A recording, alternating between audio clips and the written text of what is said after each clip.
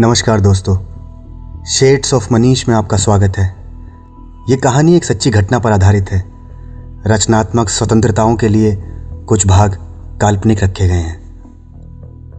तो चलिए शुरू करते हैं कहानी दी एंड। और अगर आप मुझे फेसबुक पर सुन रहे हैं तो मेरा पेज लाइक करना मत भूलिएगा, और अगर आप मुझे यूट्यूब पर सुन रहे हैं तो चैनल को सब्सक्राइब जरूर कर दीजिएगा। उस दिन हवा तेज चलने की वजह से खिड़कियां आपस में झगड़ रही थीं। बादल बरसने के लिए बेताब थे और कड़कती बिजली किसी कमरे में खराब ट्यूबलाइट की तरह जल बुझ रही थी। आज दफ्तर में सिर्फ विपुल ही बाकी बचा था। बाकी सब वक्त से निकल गए थे। वो अपनी कॉल लिस्ट में डायल किया हुआ सबसे ऊपर का नंबर बार बार मिला रहा था, पर फोन कोई भी पिक नहीं कर रहा था और उसकी बेचैनी बढ़ती जा रही थी। उसने फिर एक बार नंबर मिलाया और कुछ देर घंटी जाने के बाद उसकी वाइफ सुरभि ने इस बार कॉल उठा लिया। आवाज में फिक्र जाहिर करते हुए उसने पूछा, कहाँ हो तुम? तुम्हें कितनी बार कहा है कॉल एक बार में उठाया करो। तुम सोच भी नहीं सकती मैं कितना घबरा गया था। सुरभि ने कहा, तुम चिंता मत करो, यहां सब ठीक है। चिंता ना करूं? विपुल की आवाज में अब डर छलकने लगा। 11 दिन में 3 मर्डर हो चुके हैं हमारी बिल्डिंग में। तुम कहती हो चिंता ना करूं? जब तक मैं ना आऊं दरवाजे खिड़की अच्छे से बंद रखना। किसी के लिए भी डोर मत खोलना। मैं बस निकल रहा हूं, ऑलमोस्ट 40 मिनट में घर पहुंच जाऊंगा। तुम फोन अपने पास ही रखना। विपुल भागकर ऑफिस की सीढ़ियां उतरा और पार्किंग में जाकर गाड़ी स्टार्ट की और घर के लिए निकल गया। उधर बिल्डिंग में लोग 3 मर्डर से बहुत घबराए हुए थे। कुछ लोग तो घर खाली कर शिफ्ट भी हो गए थे। 5 माले की उस बिल्डिंग में विपुल का फ्लैट 5th फ्लोर पर था। सुरभि घर पर अकेली थी और टीवी पर रेट्रो बॉलीवुड सॉन्ग सुन रही थी कि अचानक डोरबेल बजी तो वो चौंक गई। उसने दरवाजा नहीं खोला। उसने आवाज लगाई, कौन है? तो किसी ने कोई जवाब नहीं दिया। उसने घबराकर विपुल को कॉल किया। विपुल अभी रास्ते में ही था। उसने सुरभि से कहा वो दरवाजा ना खोले, चाहे कुछ भी हो। पर सुरभि ने डरते डरते डोर होल में से झांक कर देखा तो एक डिलीवरी बॉय हाथ में पार्सल लिए खड़ा था।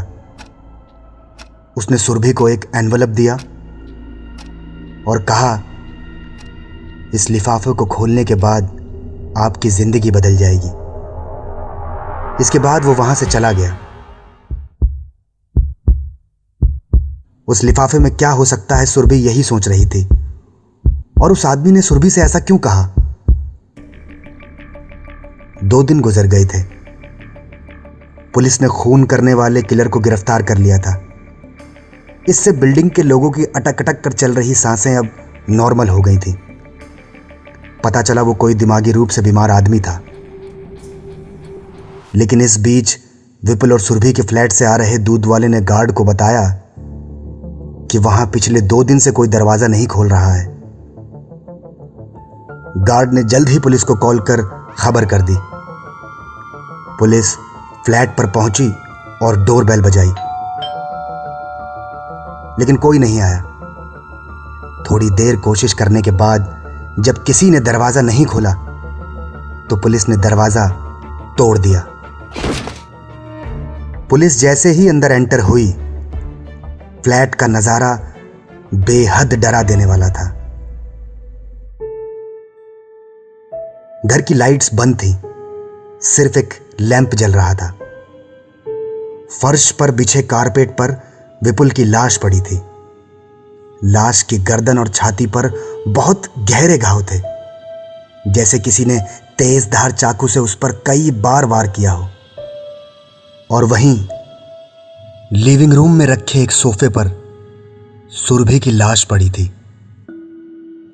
जिसकी कलाई से बहुत खून निकल रहा था, और सुरभि की गोद में एक लेटर रखा हुआ था। पुलिस ने जब वो लेटर पढ़ा तो वो भी हैरान रह गए, जिसमें सुरभि ने लिखा था कि उसे विपुल के दूसरी औरतों से रिश्तों के बारे में पता चल गया है। उसने लिखा कि वो विपुल को बहुत चाहती थी। माँ बाप से झगड़ और अपना शहर छोड़ वो सिर्फ विपुल के लिए ही आई थी। सबके खिलाफ जाकर उसने विपुल से शादी की, लेकिन वो जिसे सब कुछ मानती थी उसने ही उसके साथ धोखा किया।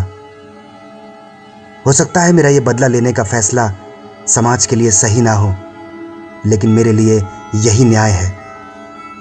मैं कभी नहीं सोच सकती थी कि मेरी और विपुल की कहानी का दी एंड इस तरह होगा।